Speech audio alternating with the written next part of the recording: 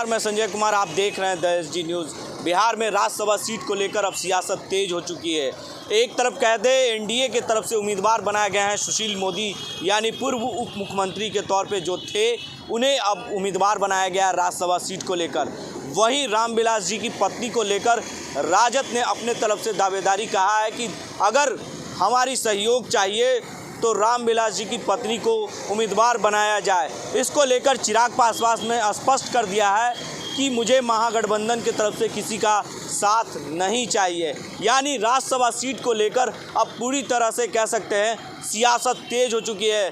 पूर्व मंत्री श्याम रजक ने और राजद नेता ने स्पष्ट कहा है कि अगर महागठबंधन से अगर सहयोग चाहिए तो रामविलास जी की पत्नी को उम्मीदवार बनाना होगा, क्योंकि ये अनुसूचित जनजाति का उम्मीदवार चाहिए। ये स्पष्ट उन्होंने साफ तौर से कहा, लेकिन चिराग पासवान ने उनके जो बातों को स्वीकार नहीं किया। उन्होंने स्पष्ट कर दिया कि मुझे किसी की सहयोग की ज़रूरत नहीं है। तो ये कयास लगाए जा रहे हैं कि क्या वो अभी भी एनडीए पर उम्मीद बनाए रखे हुए हैं। क्या कुछ कहा पूर्व मंत्री श्याम रजक ने, आप भी उनकी बातों को सुनिए।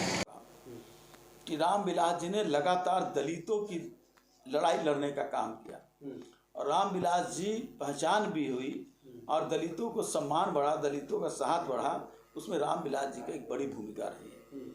और उस लड़ाई को ख़त्म करने के लिए एनडीए ने ऐसे व्यक्ति को उम्मीदवार बनाया है जो मनुवाद और जो नागपुरी राजनीति है, नागपुरी कल्चर है, उस कल्चर को बिहार में स्थापित करने के लिए ऐसे लोगों को ले गया है और दलितों को हाशिए पर ले जाने का साजिश की जा रही है।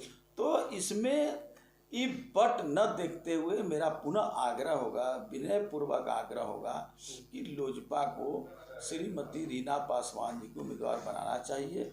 इसलिए कि रीना पासवान जी एक महिला ही नहीं है, बल्कि रामविलास जी के सहकर्मी के रूप में भी काम किए और दलितों की राय में बराबर साथ रहने का काम किया है। इसलिए रीना पासवान जी अगर उम्मीदवार बनती हैं तो राष्ट्रीय जनता दल महागठबंधन पूरे रूप से उनके साथ रहेगा और उनको राज्यसभा भेजने का पूरा प्रयास करने का काम करेगा। उनकी पार्टी है, वो क्या सोच रहे हैं वो जाने, मेरा उस पर कोई टिप्पणी नहीं करना होगा।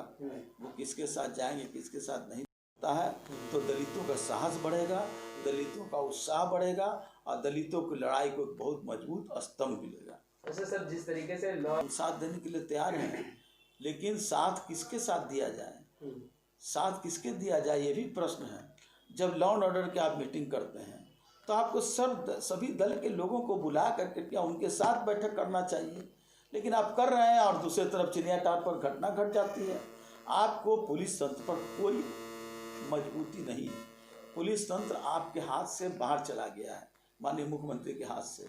मुख्यमंत्री जी गृह मंत्री बकौल हैं, लेकिन गृह विभाग कोई और चला रहा है पर्दे के पीछे से, जिसके कारण देख रहे हैं इसके पहले जो डीजीपी थे, जो जनता दल यू में सदस्य बने, किस तरह से कर रहे थे, गाना गा रहे थे। इस तरह से शासन चलता है, इस तरह से पुलिस प्रशासन चलता है क्या? और आज भी आपने एक बार बयान दिया था माननीय मुख्यमंत्री जी ने कि कहीं भी घटना घटेगी वहाँ के डीएम और एसपी नापे जाएंगे, वहाँ के थानेदार को बर्खास्त किया जाएगा। आपने अभी तक कितने लोगों को बर्खास्त किया, कितने लोगों को नापने का काम किया? चिड़ियाटार में हुआ क्या हुआ, पटना के एसपी और डीएम को आपने नापने का काम किया, वहाँ के थानेदार को आपने बर्खास्त करने का काम किया, या और भी जहाँ घटना हो रही है, बेगूसराय में घटना, बिहार के कोई भी इलाके नहीं बचे हुए हैं जहाँ हत्या, अपहरण, दलितों के साथ अन्याय, अत्याचार, लूटपाट और बलात्कार की घटना नहीं हो रही है। लेकिन बिहार सरकार सिर्फ बैठक कर रही है और बैठक करके अपनी जिम्मेदारी से मुक्त हो जाने का काम कर रही है। एक आखिरी सवालों के साथ रहे, निश्चित हमारा गठबंधन है और हम किसान के सवाल पर पहले भी लड़ाई लड़ते रहे हैं। ये पूरा महागठबंधन जो हमारा है वो गठबंधन किसानों की लड़ाई के साथ है और लड़ाई जब तक मंजिल तक नहीं पहुंच जाए, उनका समाधान नहीं हो जाए, तब तक हम लड़ाई पर साथ रहेंगे।